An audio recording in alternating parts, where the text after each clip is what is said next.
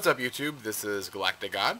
I'm coming at you today with a deck profile on the Gravekeeper deck that I had just used in my recent Gravekeeper duel videos. I played against a Lightsworn / Twilight kind of deck variant.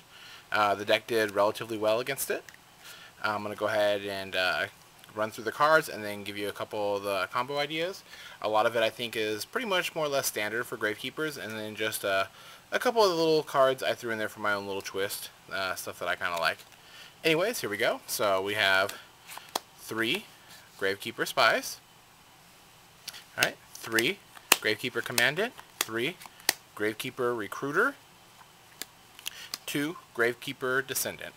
So pretty standard Gravekeeper stuff. Onto the non-Gravekeepers, we have 3 of the Effect Veiler, kind of pretty standard I think for this format. It's going to help you a lot in, this format's so much heavily more relied on monster effects than traps, and Effect Veiler you're going to really need in at least 2 if not 3 in almost every deck. Rounding up the lights for this deck, I threw in 2 Rykos. Some people were pretty surprised to see him pop up in some of the duel videos, in a Gravekeeper deck, but Ryko's still a pretty good card. A lot of people think it's Spy when you set it face down, or possibly Recruiter or something, and they're pretty surprised when it's Ryko. So that gives me 5 lights in the deck that are standard monsters, not synchros or exceeds. I also playing 1 Malefic Stardust Dragon. This may or may not come out of the deck. Will probably come out, I don't know. I was worried about keeping Necrovalley on the field with 3 mysticals flying around everywhere and heavy and everything, and Malefic Stardust will keep your Necrovalley from getting destroyed by card effects, so it's kind of a interesting little tech choice. Plus it removes it from the extra deck, not from the graveyard, so you're still able to summon him okay. Boss monsters, I also have a Dark Arm Dragon and of course a BLS.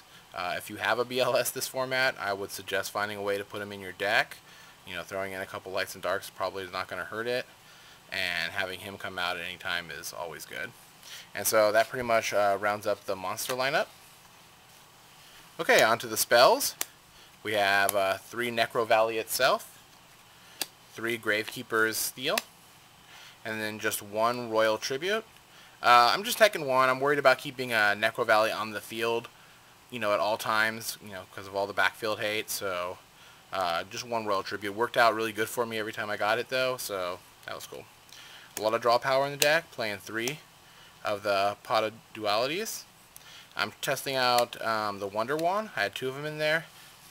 Okay, technically how this combo is supposed to work is you would be flipping face up your Spy, bring out your Recruiter, equip the Wonder Wand to the Recruiter, so you have not really negged anything. You send the Recruiter with the wand to the graveyard, and then you draw your 2 cards. Didn't always exactly work out for me that way. Okay, rounding up the spells, we have 1 Allure of Darkness. Lots of darks for target, so, easy draw power.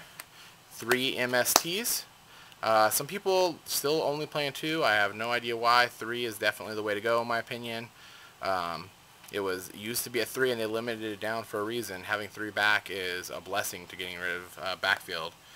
So is Heavy Storm, Monster Reborn, and Dark Hole. And that rounds up the spells. Onto the traps, just 3 of them. Trap Dustshoot, 1 Rite of Spirit, and then 1 Starlight Road. Trying to get against that. Dark Hole and Heavy Storm, Judgment Dragon, whatever's going to blow up a lot of crap. Black Rose, Rite of Spirit, kind of like the weird call of the Haunted, I guess, ish, for Gravekeepers, and of course, Trap Dustshoot, wreck anybody's hand, probably any time now since people are playing less cards on the field, they're keeping a lot more of them in their hand. Okay, I tried to make the extra deck a little bit more Exceed-centric, so we have 2 number 17 Leviathan Dragon, worked really great in the deck, 2 Leviair the Sea Dragon, awesome for getting back cards that have been removed from play via Soldier or Dark Arm Dragon, very cool.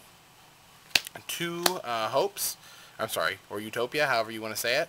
number 39 himself. It's a light monster, so works relatively good with getting out your BLS if you don't already have a light monster in the graveyard. 2 Steelswarm Roach.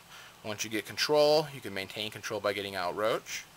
For the synchros, we plan 2 Stardust Dragons, one for Malefic, one for our Starlight Road.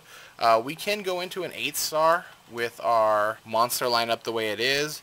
Essentially, you would just need to flip your Spy, bring out your Recruiter, summon your Effect Veiler, and go right into your level 8. It's a little sacky, but it is possible. Level 5 is a lot easier to go into, so we have 2 Catastors, 1 Armory Arm, since level 4 is relatively easy with Recruiter, and then Effect Veiler, which is our only tuner. Mist Wurm for level 9, because that's easy to make, and of course, Trishula the Ice Dragon. It would be 2 Trishulas, but he's limited to 1, so I threw in a Mist Wurm just to make, because 9 is so easy to make.